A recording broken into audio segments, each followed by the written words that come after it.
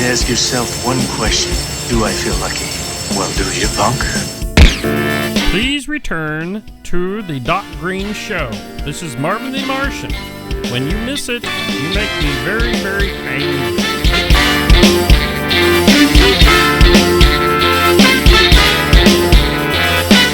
The doctor is in. Welcome back to segment 2 of the Saturday Show. Appreciate all you good folks right here in Beaumont for being part of this show. And, of course, if you have any questions or comments, you can always send me an email, doc@freedom1300.com or doc@docgreenmedia.com. I love hearing from you.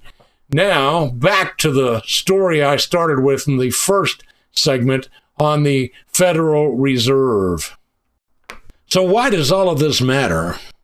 Well, viewed through the 1935 lens on the Federal Reserve Bank, and once again, for those of you just joining us, the Federal Reserve Bank is not federal.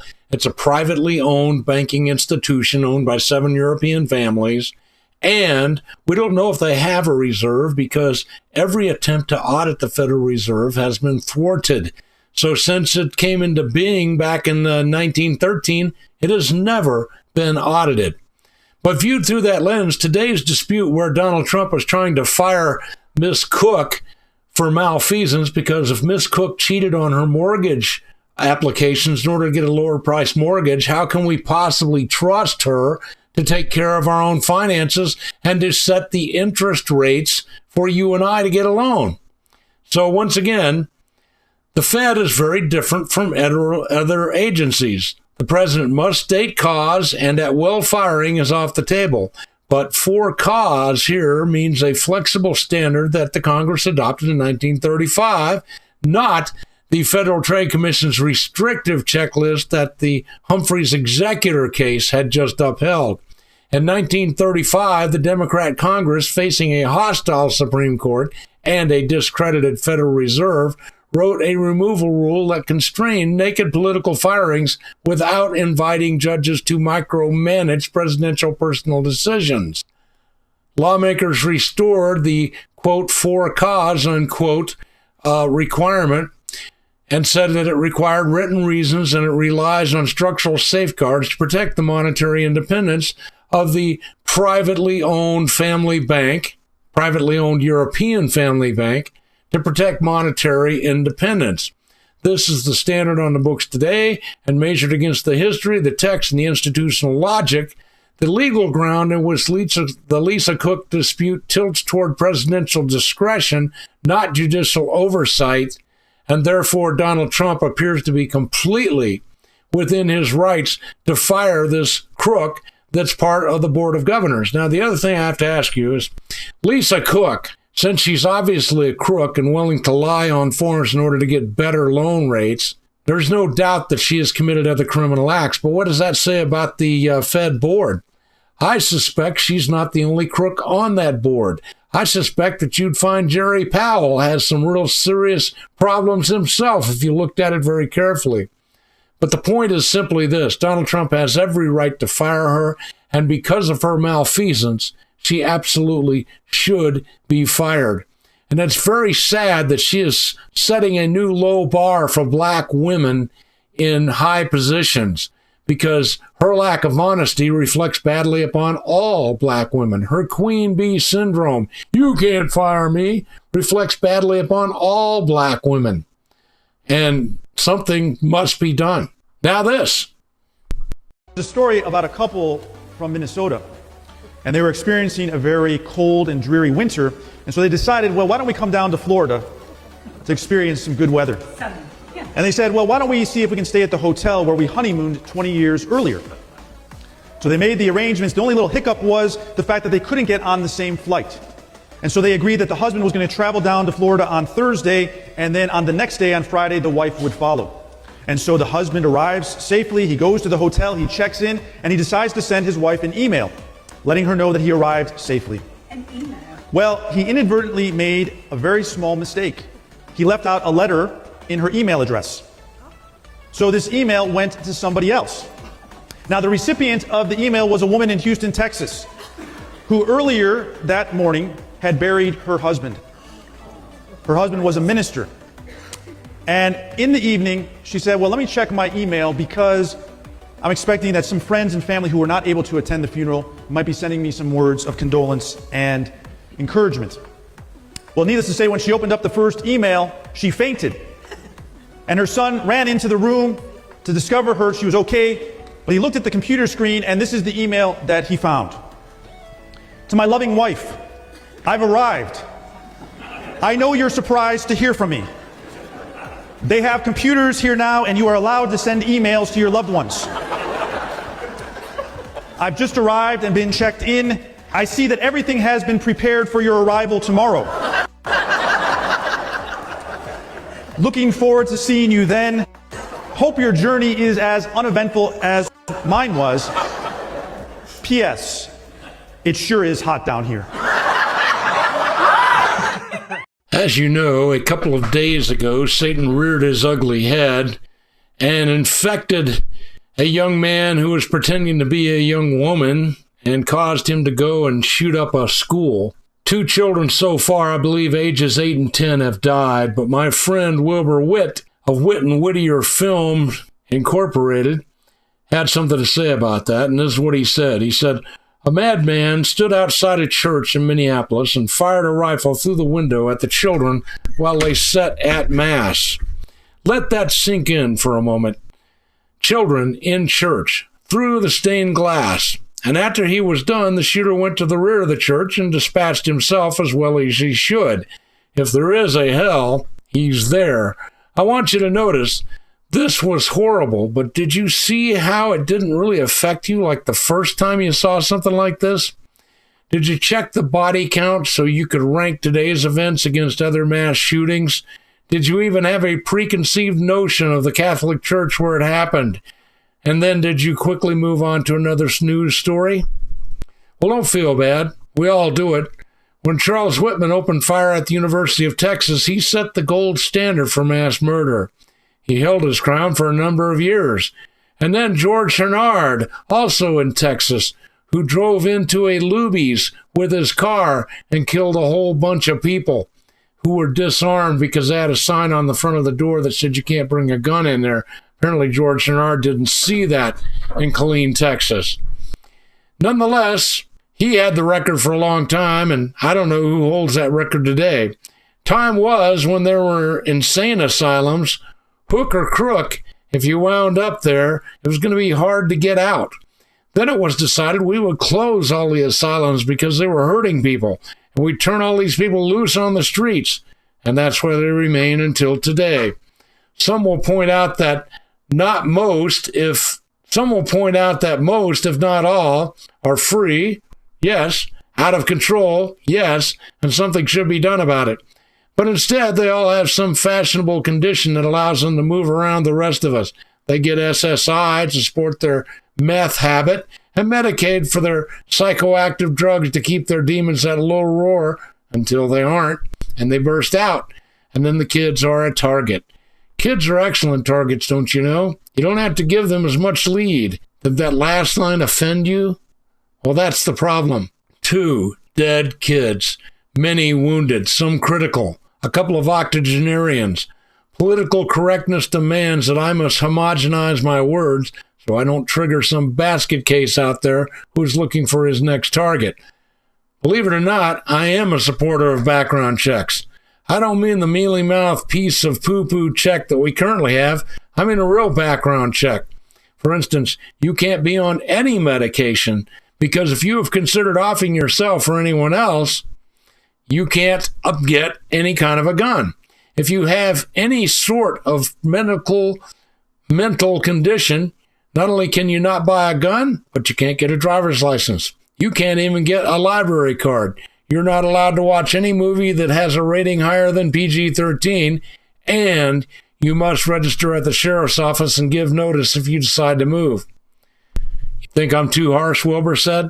What's one child worth to you? Shooting through a stained glass window at 6-year-olds during Mass? He should have been hung in the street for all the people to see. A short drop with a knot in front because it takes longer to die that way. President Trump is slowly putting America back together again, but it's going to take some time. Democrats have been at war with America since 1933, and except for short breaks, we have been weak-livered, scared of our own shadow, placeholders for the graveyard. You cannot give inflated rights to undeserving people without taking those rights away from honest, God-fearing people. And brothers and sisters, you will never run out of crazy people. So will it get out of control? It's out of control now. They're shooting kids in churches.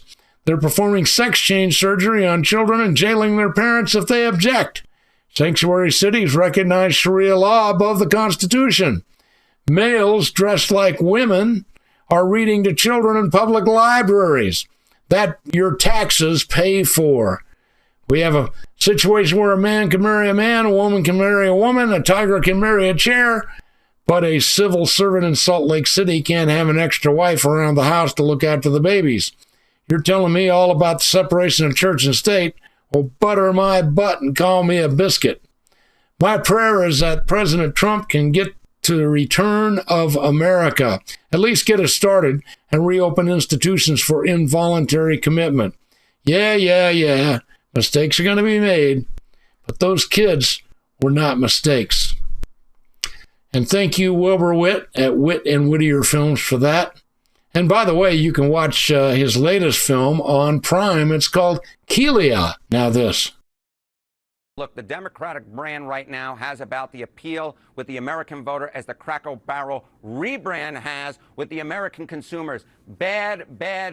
What are you doing? Oh, my goodness gracious. What are we talking about here in terms of big party registration changes in the key swing states? Let's look at the key 4 swing states that, in fact, do keep track of registration by party. Look, the Republican Party is in their best position at this point in the cycle since at least 2005, in all 4 of these key battleground states. We go out to the Southwest, Arizona. How about Nevada? Republicans haven't done this well since 2005. Oh, my goodness gracious, at this point in the cycle. North Carolina, I couldn't find a point at which Republicans were doing better at this point in the cycle. It's at least this century. It probably goes way back in the last century. And Pennsylvania, very similar. Republicans doing better at this point than at any point this century, at least as far as I could find. Now, what types of gains are we talking about here for the Republican Party? Well, let's compare it to this point during the first Trump administration all the way back in 2017. Look at this. The Republican Party gains in party registration compared to this point back in 2017 during the Trump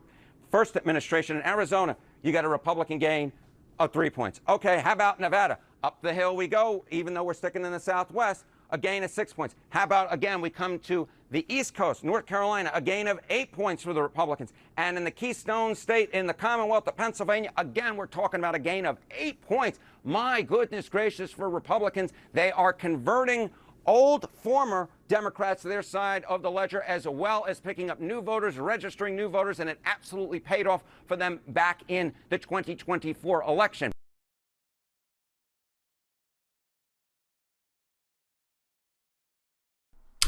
Are you tired of winning yet?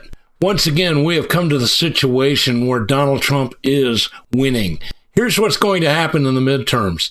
Because Donald Trump has signed an executive order banning mail-in ballots for everyone except for military, and because almost every state in the union now, maybe all of them, have passed laws that require photo ID, we can now expect that we will have some clean elections. And the only way Democrats have ever been able to win elections is if they could figure out a way to rig them and put fake ballots in. I'll tell you truthfully, nobody has wanted to elect a Democrat since Barack Obama's first term. That's the fact. Barack Obama won his first election legitimately, but he stole the second election, and they used the same group of people to help Joe Biden steal the election from Donald Trump. I know all of this is going to come to light, but it's coming to light a little slowly. But nonetheless, I'm telling you this. In the midterm elections, there are going to be few, if any, Democrats elected. Now, in some of the local city elections, they're investing a lot of money in voter fraud there. I can tell you that when I worked as an election judge, I was actually observing another election in we'll call it the darker part of the town, and I watched as a young black man came in and handed the woman at the desk a driver's license. She looked at it and shook her head no. He handed her another one. She looked at it and shook her head no. He handed her a third one. She looked at it and shook her head no. He handed her a fourth one, and she shook her head yes and pointed him to the voting machines. I've seen this happen, and I had videos, and it's still out there on one of my old shows, though YouTube did delete. They deleted almost 1,000 shows when they killed my channel. But I had pictures of a voter registrar in a similar part of town that had a stack of driver's licenses 2 inches tall that they were using to help people to vote. This is how Democrats have won for years, but maybe now we're going to see it completely coming to an end, because the truth is most people are sick of this garbage. Most of us are sick of people that have multicolored hair, hog rings in their nose, tattoos on their face and chest. We're done with it. We want some really good people elected to represent us properly in a Yeshua-guided manner. Now this. I know a lot of you guys are music lovers out there. I know a lot of you like AC/DC, but a lot of you also like good funk.